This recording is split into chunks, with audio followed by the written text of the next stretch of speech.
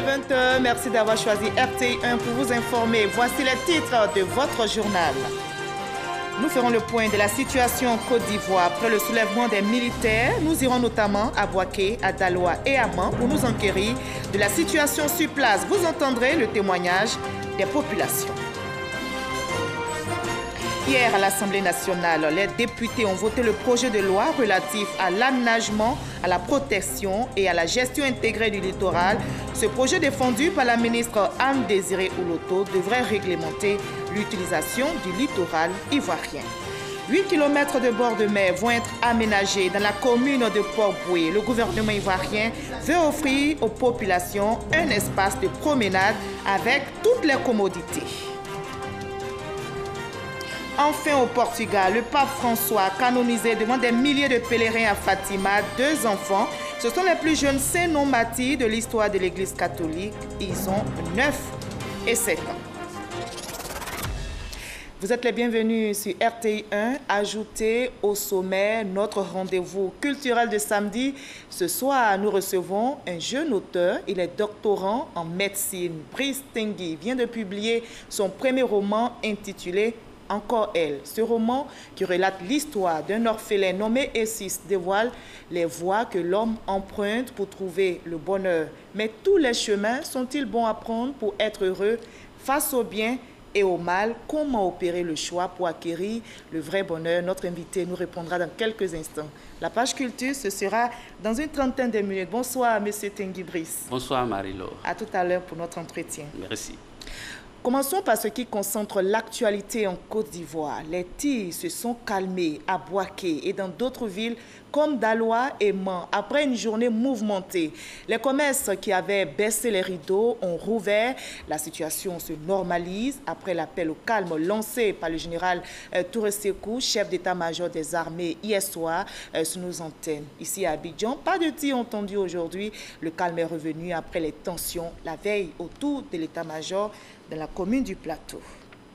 Et les militants du RHDP disent non aux revendications avec les armes. Ce matin, ils étaient rassemblés dans la commune d'Agamé pour un meeting. Ils dénoncent toute forme de violence, nous rapporte Abou Sanogo.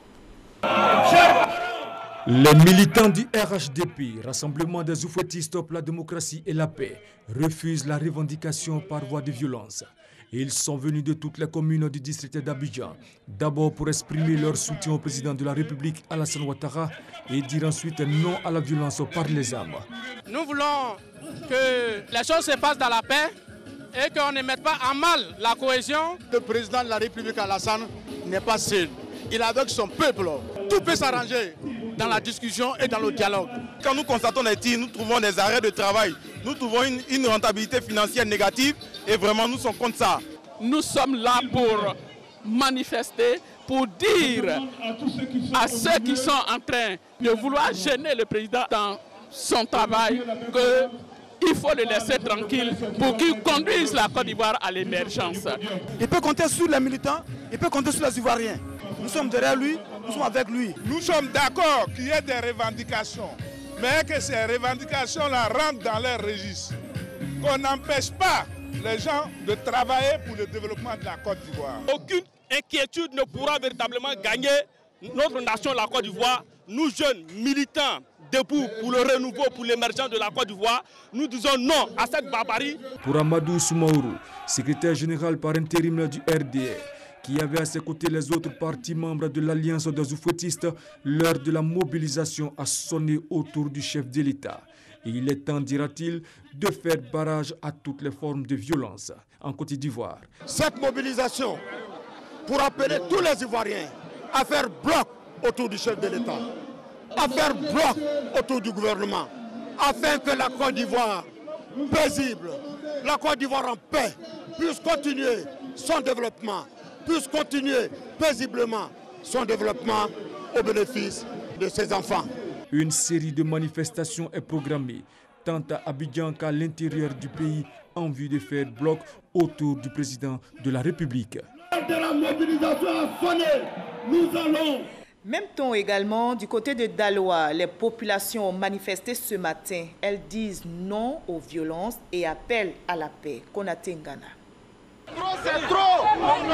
Non au désordre. On ne peut pas accepter, on s'amuse avec Alassane. On ne peut pas accepter, on s'amuse avec Alassane. Colère, indignation sont les maîtres mots de cette marche menée par les populations de Daloa.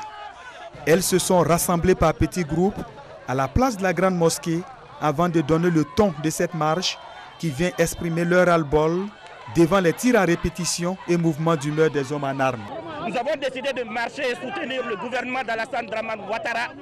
C'est la dernière fois que nous assistons à la sortie des mutins à Daloa. Nous leur disons que trop c'est trop. J'ai dit aux militaires de mettre un peu d'eau dans leur vin. On en a marre des militaires, on est fatigués d'eux. Le président a fait ce qu'il devait faire. Voilà. Nous voulons qu'on le laisse qu'il finisse son mandat. On est fatigués. Les populations de Daloa, fatiguées de ces mouvements qui ne donnent pas une bonne image de la Côte d'Ivoire, tiennent à exprimer leur désapprobation devant le mode de revendication observé par les militaires. Une motion a été lue et remise au préfet des régions qui a promis de transmettre le message au chef de l'État.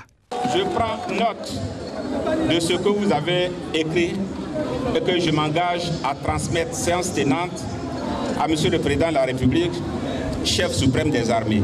Les populations de la cité des Antilopes ont marqué ce samedi leur désaccord suite au mouvement d'humeur des soldats par une marche, la marche de la colère. Le rassemblement des Républicains à Mans donne aussi de la voix contre ces soulèvements de militaires. Le secrétaire national adjoint chargé de la décentralisation, également député maire de Mans, Dr Thierry André, s'est prononcé au micro de nos reporters Eve Boué et Mamadou Kwasi. La ville de Mans a été le théâtre de mouvements d'humeur de soldats mécontents. Ces manifestations ont fait 2 blessés, un maçon et un élève selon le maire de Mans. Les populations s'insurgent contre ces agissements qui ne sont pas de nature à préserver la paix dans le pays. Le RDM Mans réagit ici par la voix du Dr Thierry André. Au regard des conséquences néfastes de ces agissements de certains de nos frères des forces armées sur la cohésion sociale et la paix, et compte tenu des victimes innocentes de ce regain de tension qu'a pu créer, le rassemblement des Républicains de Mans exhorte les militaires à privilégier le dialogue dans la recherche de solutions à toute préoccupation, surtout que la violence ne profite à personne. Invite les soldats à continuer à être des forces républicaines dont la mission première est la conservation et la paix, la cohésion sociale à travers la protection des personnes et des biens comme ils l'ont toujours été. Réaffirme son soutien et son encouragement au chef de l'État dans ses efforts inlassables pour la recherche des solutions aux différents problèmes de ses forces armées de Côte d'Ivoire et de l'amélioration des conditions de vie de ses concitoyens. Le RDR Mans se tient aux côtés du président de la République dans sa recherche de solutions face à la fronde sociale du moment. Le RDR Mans s'engage à œuvrer avec toutes les forces vives de la région dans les actions de préservation, la paix et la cohésion sociale à Mans. Aujourd'hui, le calme est revenu. Les populations de Mans, capitale du district des montagnes, ont pu vaquer librement à leurs occupations. Et c'est dans cette accalmie que le RDR remobilise ses militants après la tenue de son pré-congrès. Plusieurs responsables du parti se sont retrouvés au foyer des jeunes d'Aboisseau pour une rencontre avec les militants. Et l'un des cadres du parti, Amadou Gonklubali, a fait plusieurs dons aux directions départementales. Le témoignage d'Alexis Ouedraogo. Grogne des jeunes militants, demande de renouvellement des instances dirigeantes. Le plaidoyer des militants du RDR lors du pré-congrès a été bien pris par les responsables du parti. Ce matin, pour rectifier le tir, plusieurs d'entre eux étaient dans la région du Sud Comoé pour remettre des dons aux sections du département. Vous vous êtes exprimé lors de ce pré-congrès et le Premier ministre Amadou Gonklubali a été sensible à votre cri de cœur qui n'est rien d'autre que l'expression de votre amour pour le RDR. Vous devez comprendre que le parti ne vous a point oublié. Au total, 24 motos, 24 ordinateurs, 2000 chaises, 10 millions de francs CFA en espèces et quelques bâches, un don à valeur de 53 millions de francs CFA. Objectif, améliorer les conditions de travail dans les bureaux des sections et tisser la toile RDR. Pour le secrétaire départemental, il s'agit de renforcer la connexion avec la base et booster l'engagement des militants. On referme ainsi le chapitre politique de cette édition pour partir à l'Assemblée nationale où les députés de la Commission de la recherche, de la science, de la technologie et de l'environnement ont voté hier à l'unanimité le projet de loi relatif à l'aménagement, à la protection et à la gestion intégrée du littoral. Ce projet a été défendu par la ministre de l'Environnement, Anne-Désirée Oloto, et il devrait réglementer l'utilisation du littoral ivoirien. Nous explique Gabriel Zani.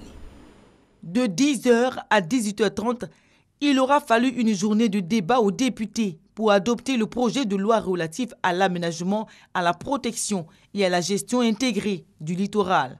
Les députés de la Commission de la recherche, de la science, de la technologie et de l'environnement qui ont reçu ce vendredi la ministre de la Salubrité, de l'Environnement et du Développement durable ont voulu faire le tour de la question. C'était un examen très satisfaisant du projet de loi, selon les députés. Ce projet de loi est venu à temps. Il était tant attendu par le peuple ivoirien parce qu'il y avait une exploitation abusive de ce littoral. Le littoral pour la Côte d'Ivoire, on a une importance économique, une importance sociale. Donc aujourd'hui, il fallait voir si cette loi prenait en compte un équilibre sur l'exploitation et la protection de notre littoral. Les groupes parlementaires PDCI, Nouvelle Vision, UDPCI, Agir pour le peuple, Vox Populi ont déclaré endosser les motifs du projet de loi sur la gestion intégrée du littoral, un premier pas franchi par le gouvernement. Notre littoral, pour la Côte d'Ivoire et pour le gouvernement, doit être une priorité à cause justement de toute sa richesse, de tous les atouts qui peuvent aider au développement économique de notre pays, qui peuvent aider à la création d'emplois pour nos jeunes, mais qui devront également tenir compte de nos contraintes culturelles, touristiques, qui devront tenir compte justement de la nécessité de le protéger. C'est la richesse, c'est une richesse importante de la Côte d'Ivoire. Un cadre législatif pour coordonner les activités de tous les utilisateurs du littoral était très attendu. Les côtes ivoiriennes s'étendent sur 566 km et concentrent une forte population estimée à près de 6 millions d'habitants en 2007. Ce chiffre se serait accru en 2017 avec le développement des activités commerciales, touristiques, portuaires et industrielles. Et 8 km de bord de mer vont être aménagés dans la commune de Port-Boué. Le gouvernement ivoirien veut, avec cet investissement, offrir aux Ivoiriens un espace de promenade avec toutes les commodités. Les travaux vont coûter plus de 6 milliards de francs CFA et vont durer 18 mois. Noël Niagno. Usagers de l'autoroute de Bassam, sur 8 km, c'est-à-dire de l'ancienne cité universitaire de Port-Boué 3 jusqu'au carrefour Anani, au lieu et à place de ces images peu enviables, voici ce à quoi vous aurez désormais droit.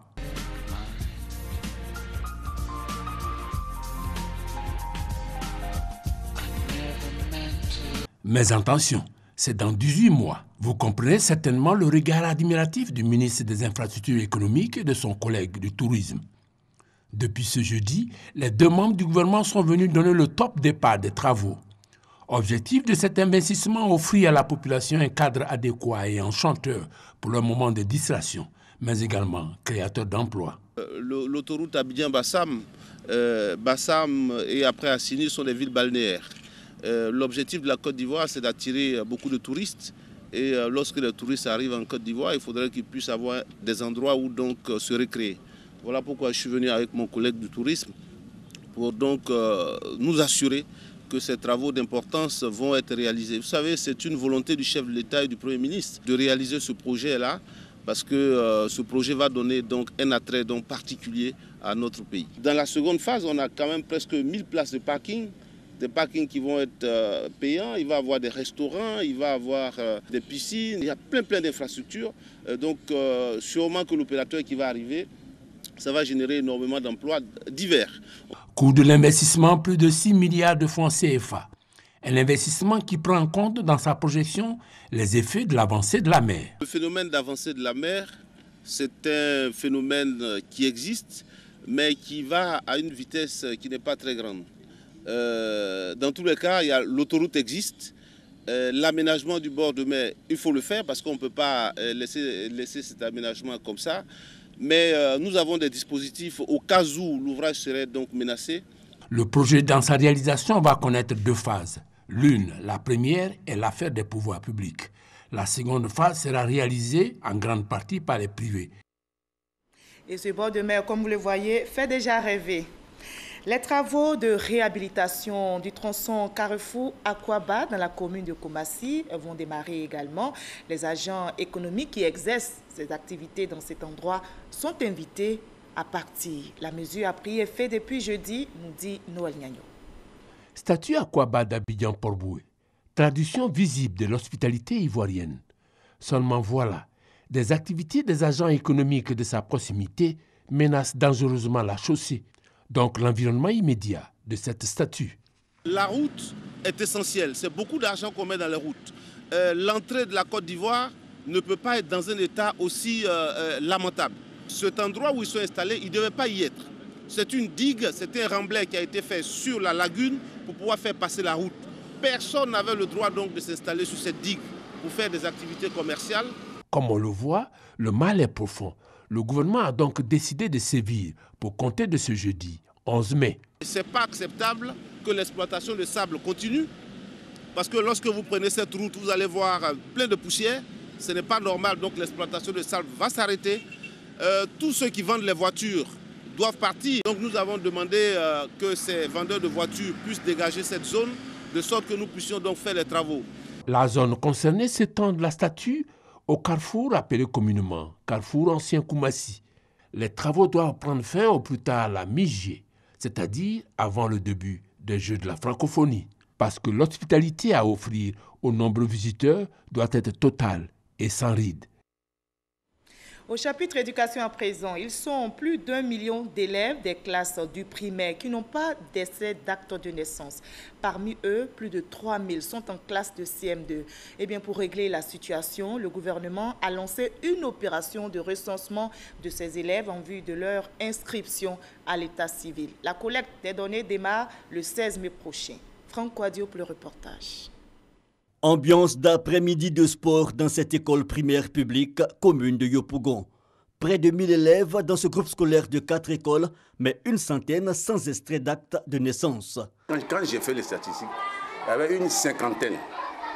Avec la sensibilisation, je suis arrivé aujourd'hui à 32 élèves sans extrait. Et la plupart, ils sont dans l'état de CP1, CP2, CE1. Des élèves sans extrait d'acte de naissance, un constat à l'échelle nationale. C'est fréquent. Quand on va dans l'école, c'est juste au CM2, c'est là que tu vas voir le parent en train de courir maintenant, en train de faire l'extrait de l'enfant. Si l'enfant n'a pas d'extrait d'acte de naissance, on ne connaît pas son âge. Et donc on ne sait pas s'il est toujours ou s'il est en dehors de la tranche d'âge qui bénéficie de l'enseignement primaire. L'analphabétisme, lourdeur administrative et certaines contraintes financières qui freinent les requérants. L'État en a conscience, d'où la décision de rendre accessible le document d'acte civil, surtout pour les élèves. Après la décision en Conseil des ministres, la phase pratique vient d'être lancée. Elle va durer 3 mois et concerne les élèves du primaire. Bon, le processus est très simple. Les élèves sont déjà identifiés dans les écoles, donc la cible est bien connue. Ces élèves-là, qui sont enregistrés par les directeurs d'école, un opérateur qui va venir collecter les informations recueillies avec l'appui des inspecteurs d'enseignement primaire. Ces informations recueillies vont être transportées dans les centres d'état civil concernés, là où les enfants en question sont nés. Et dans les centres d'état civil, des recherches seront faites dans les registres. Au cas où l'enfant n'est pas inscrit, le procureur est saisi. Ce dernier prend une réquisition pour l'enregistrement de l'enfant. À la suite de cela, les extraits d'état civil de naissance vont leur être délivrés.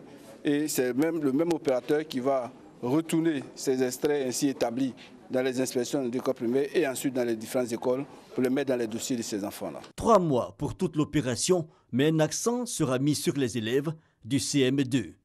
La collecte se fait en même temps pour l'ensemble des 1 165 000 enfants.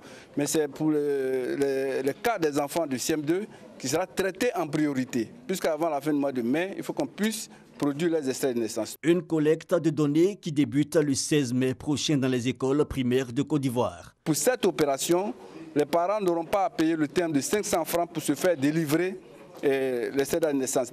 Dans la mesure où ce certificat de naissance va être déposé dans le dossier des élèves. Par contre, on va leur remettre une attestation, un document comportant le numéro de certificat de naissance qui leur permettra après de se rendre dans le centre d'état civil pour se faire délivrer des copies. Mais ces copies-là seront timbrées, c'est-à-dire qu'en ce moment, ils seront obligés de payer les 500 francs pour les frais d'état. Les Nations Unies, par la voix de l'UNICEF, encouragent donc cette opération dont la seconde phase concernera les enfants se trouvant hors du système scolaire. Et les meilleurs élèves de l'inspection primaire publique de Bétier ont été honorés. Cette cérémonie de distinction a eu lieu en présence des autorités administratives conduites par le préfet. Les cadres de Bétier ont encouragé les élèves à toujours viser l'excellence. Éric Goury.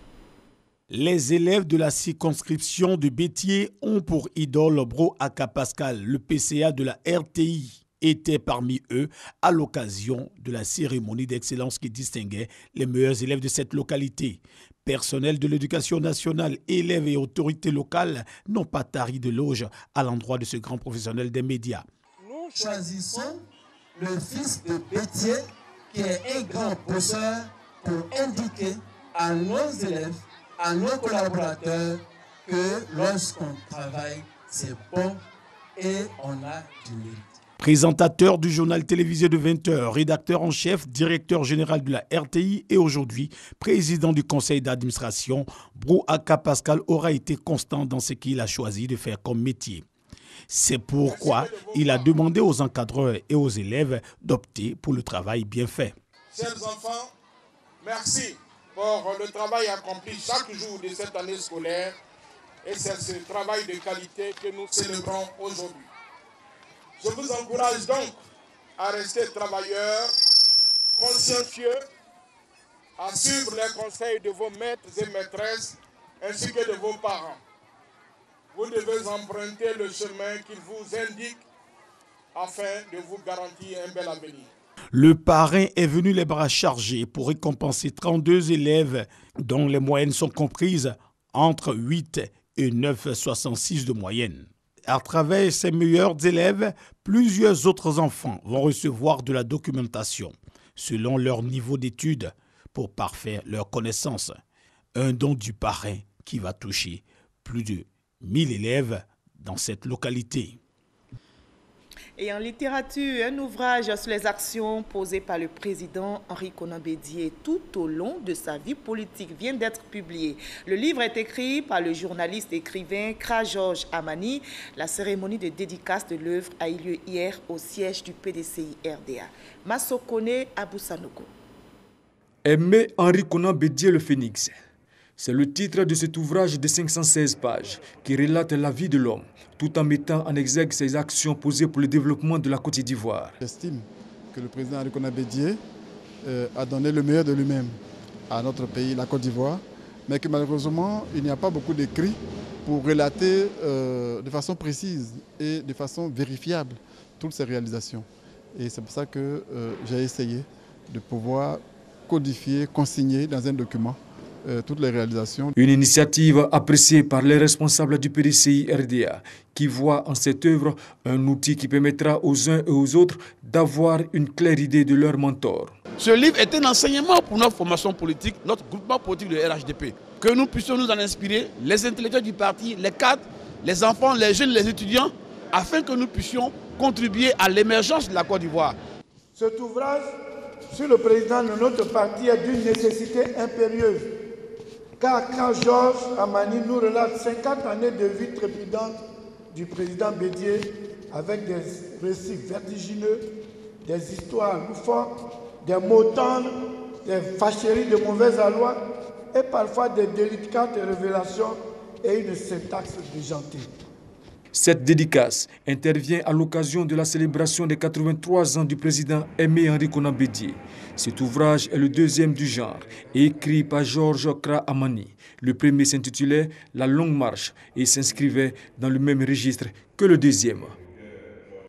Les préparatifs des 8e Jeux de la francophonie s'accélèrent. Le président camerounais Paul Biya a dépêché son ambassadeur accrédité en Côte d'Ivoire pour faire un don de près de 56 millions de francs CFA. Un geste apprécié par le ministre chargé des Jeux de la francophonie, Robert Begré-Mambé. On fait le point avec Issa Tchonayeo.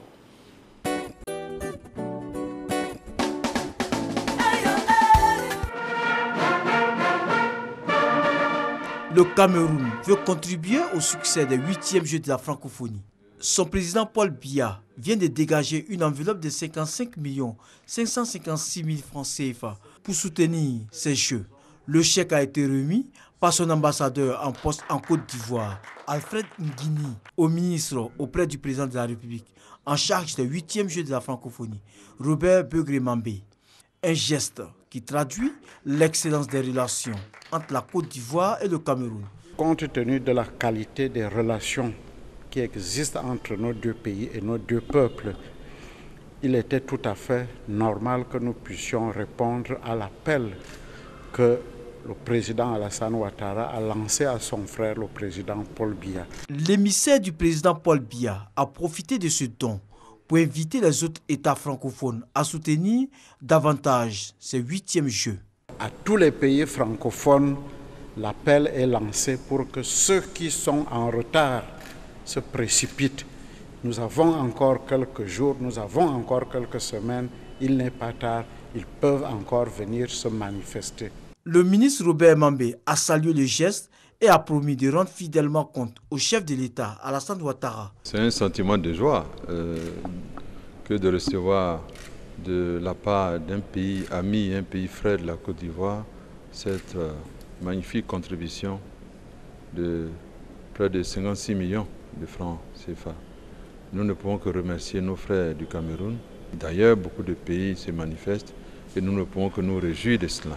Le ministre Robert Mambé a également mis à profit cette rencontre pour saluer la maire de Paris, Anne Hidalgo, et Christian Estrosi, ancien président de la région Provence-Alpes-Côte d'Azur.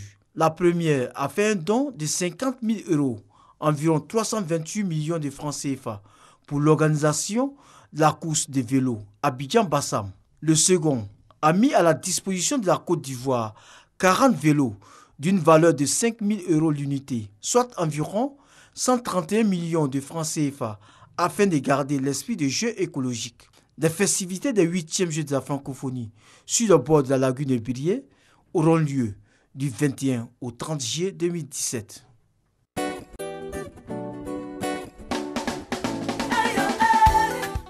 Voilà, on passe maintenant à l'entretien avec notre invité de la page culture, M. Brice Tengi, auteur du roman « Encore elle ». Bonsoir, M. Tengi. Bonsoir, Marie-Laure. Alors, « Encore elle », le roman est ici, voilà, « Encore elle ». Alors, pourquoi pas encore lui? Peut-être que... Mais je suis auteur, j'ai décidé de faire le choix. Et j'avais le choix entre le genre masculin et le genre féminin. Et vous avez cette opté? fois, voilà, j'ai opté pour la femme. Je voudrais qu'aujourd'hui, elle porte la croix. Et j'espère, parce que finalement, vous avez deux héros dans votre ouvrage, Essis et Cindy. C'est ce qui fait la particularité de cet ouvrage. Et deux personnages principaux, j'en ai vu rarement. C'est une bonne particularité. Et malheureusement, la partie féminine est celle qui incarne le mal. On aura le temps de le développer. Okay. On va regarder juste cet élément et revenir sur ce plateau pour en discuter. Encore elle. Titre évocateur, doigt accusateur. 180 pages écrites par Brice Tengi. L'auteur met en exergue les frasques répétées de Cindy. Une jeune dame qui ne cesse de verser dans l'avilissement pour atteindre et réaliser ses objectifs. Tandis que Essis, son neveu, s'échine à tracer les voies de sa réussite, Cindy s'évertue à lui expliquer que les chemins serpentés ne déforment nullement le bassin. Reste donc à savoir marcher et tracer le plus rapidement sa route. La suite de l'histoire semble donner raison à la femme qui a choisi le chemin de la facilité. La corruption, c'est le grand thème abordé dans l'œuvre. En filigrane, il y a aussi la cupidité. Brice Tengi est médecin, il réside à Bouaké. Voilà, c'était un récit de Franck Kouadio, plusieurs mots qui sont mis à nu donc, dans ce roman. Mais on va essayer de voir la vie de Cindy et de Sis, vos personnages principaux. C'est ça. Alors, vous dévoilez les différentes voies que l'homme emprunte pour trouver le bonheur à travers la vie de ces deux personnages. Vous parlez de voies de morale avec Sis et celle tortueuse, serpentée, très mauvaise même avec Cindy. Alors, ne dit-on pas que tous les chemins, si tu veux, tous les chemins, est-ce que ça ne mène pas à Rome? Oui, les sophistes, certains philosophes vont le dire, que tous les chemins mènent à Rome, mais nous ne sommes pas amplement d'accord. À travers l'ouvrage, vous allez vous en rendre compte que quand vous passez par les voies tortueuses, ce que vous construisez va finir par s'effondrer. Or, quand vous construisez votre avenir sur quelque chose de solide, même si vous souffrez, ça va résister à la tempête, ça va résister au vent. Et à la page 157 de votre ouvrage, Cindy qui dit à son neveu qui souffrait, elle s'évertue à lui dire que les chemins serpentés ne déforment pas le bassin. Cindy a une particularité. Finalement, c'est une position que vous... Cindy a une particularité, c'est qu'elle est immensément belle, certes, mais elle s'évertue à lui dire, sous le tropique en Afrique ici, si tu ne passes pas par les chemins serpentés, si tu n'uses pas de roublardise, de séduction, tu n'arriveras jamais au niveau où tu veux arriver. Et elle savait très bien le faire, parce qu'elle était immensément belle, elle usait de sa beauté pour y arriver avec subtilité. Et dans votre roman, on voit l'issue heureuse du chemin difficile et honnête emprunté par Sis, mais pas celle de Cindy. Ça n'apparaît nulle part. C'est-à-dire, on ne voit pas qu'elle a payé les frais de sa facilité, de cette voie de débauche qu'elle empruntait. Finalement, elle ne paye pas. Est-ce que ce n'est pas une excuse à Cindy? La fin de l'histoire interpelle chaque lecteur. Elle est suspendue, cette fin. Voilà, elle est suspendue puisque c'est à dessein. C'est à dessein. Et pourquoi? Nous sommes en Afrique et nous nous rendons compte que plus le temps passe, on se rend compte que ceux qui passent par ces chemins-là continuent d'aller vers là-haut. Donc progresse. Et la donne n'a pas encore changé. Donc je me rends compte qu'on doit insister sur ce fait. Le jour où la donne changera, la suite de l'histoire sera écrite. Alors, quels sont les risques selon vous quand on emprunte un chemin tortueux, puisque vous ne dévoilez pas ce qui est arrivé à Cindy? Quels sont les risques? Vous qui avez choisi de dénoncer les différents mots, quand on emprunte les chemins tortueux, serpentés. Non, les risques sont naturels. Vous le savez. Quand Moi, je ne sais pas. Oui, on fait face à la justice quand on emprunte ces chemins, même si parfois elle ne vient pas directement à nous, on fait face à la justice. Et puis, je le disais tout à l'heure, quand on construit quelque chose sur du sable, ça va s'écrouler au moindre petit souffle. Au moindre petit souffle, ça va s'écrouler. Et on se rend compte qu'à la fin de l'histoire, tout le château qu'avait construit Cindy était en train de chavirer, était en train de s'écrouler. Or, ici, il souffrait, mais il construisait peu à peu son avenir. Et on rappelle qu'il était orphelin. Oui. Il a vécu des événements tragiques. Oui. Pourquoi vous avez, votre héros, vous avez choisi qu'il souffre, qu'il passe par des moments de difficulté? Est-ce à dire que quand on veut choisir la bonne voie, il faut passer forcément par la souffrance? Pas forcément, mais le plus souvent. Quand on choisit la bonne voie, surtout ici, quand on choisit la bonne voie, on souffre assez. C'est où? En Côte d'Ivoire, en Afrique. D'accord, peut-être que c'est des choses que vous avez expérimentées. Exactement. Alors, comment résister au mal? Parce que c'est facile de dire apparemment. Comment résister face à la corruption, face à la cupidité, puisque ce sont des mots que vous dénoncez dans votre ouvrage. Comment résister à ce mal? Comment résister, c'est tout simple. Quand vous regardez l'histoire de Sis, vous vous rendez compte que Sis avait une philosophie simple. Il dit, quand vous êtes bon travailleur, vous crapachez assez, et quand vous menez une vie saine, Sis c'était un homme pieux, qui aimait Dieu, et il basait sa foi sur la Bible. Et il se disait qu'avec la Bible, il y a toujours de l'espoir. Moi, je suis chrétien, et je me retrouve dans le personnage de Sis parfois. Et donc, si vous croyez en Dieu, qu'importe les soubresauts, les difficultés, vous arriverez à parvenir à vos fins. D'accord, donc la foi, le courage. Alors, une question un peu embêtante. Quand on vous lit, on a l'impression que c'est la femme qui incarne plus le mal. Pourquoi? D'abord même, quand on voit en couverture de votre ouvrage, c'est une femme. Également le titre, encore elle. Je vous ai demandé pourquoi pas. Lui, vous avez dit, vous avez voulu faire, rendre hommage à la femme. Il n'en est pas question parce que Cindy, elle incarne le mal. Pourquoi? Parce que c'est la femme qui n'arrive pas à résister au mal. Non, pas seulement ça, mais on se rend compte que quand on va à un entretien d'embauche, vous mettez une femme, vous mettez un homme, la femme a tendance à être privilégiée. Ça, c'est votre position. C'est le Je pense que les femmes qui vous regardent ne partagent pas toute forcément cette position. Mon avis. Puisque je me dis, hein, elles ont été longtemps, elles sont restées au village, elles n'ont pas été scolarisées. Donc, pour pouvoir rétablir l'équilibre, on veut les privilégier. Et à force de vouloir les privilégier, on en fait un peu trop. Donc, vous pensez quoi qu'il faut faire? Je pense qu'il faut le faire avec une certaine maniabilité, avec une certaine intelligence, pour ne pas léser le genre masculin. Alors, face au mal, face au bien, il faut faire un choix. Le choix ce soir pour les téléspectateurs qui vous regardent? Naturellement. Le bien. Le bien. Merci en tout cas, M. Brice Tenguy, d'avoir répondu à nos questions. Un autre roman? Oui, je suis en train de préparer un essai qui va révolutionner les études de médecine depuis le baccalauréat jusqu'à la soutenance de thèse de doctorat. Et je suis en train de le faire avec un collègue médecin aussi. Alors, toute la rédaction vous souhaite un plein succès dans vos études et surtout, vous avez dit doctorant en médecine, donc plein succès également dans votre carrière d'écrivain. Et puis, voilà. Nous allons maintenant partir pour le Portugal où ce samedi, devant des milliers de pèlerins à Fatima, le pape François a prononcé solennellement la formule de canonisation des plus jeunes saints non martyrs de l'histoire de l'Église catholique. Ils sont âgés de 9 et 7 ans, un événement salué par les pèlerins. Le plus de mouvement a été la fin de cette messe quand le pape François s'est adressé aux malades pour les bénir. Le chef de l'Église catholique leur a affirmé qu'ils étaient tout sauf inutiles. Vous n'êtes pas uniquement des bénéficiaires de la solidarité, a déclaré le pape François. Voilà, c'est tout pour ce soir. Merci à vous tous de votre aimable attention. Merci à la régie, à toute l'équipe qui m'a aidé à le présenter. Le programme continue. Très bon week-end sur RTI1.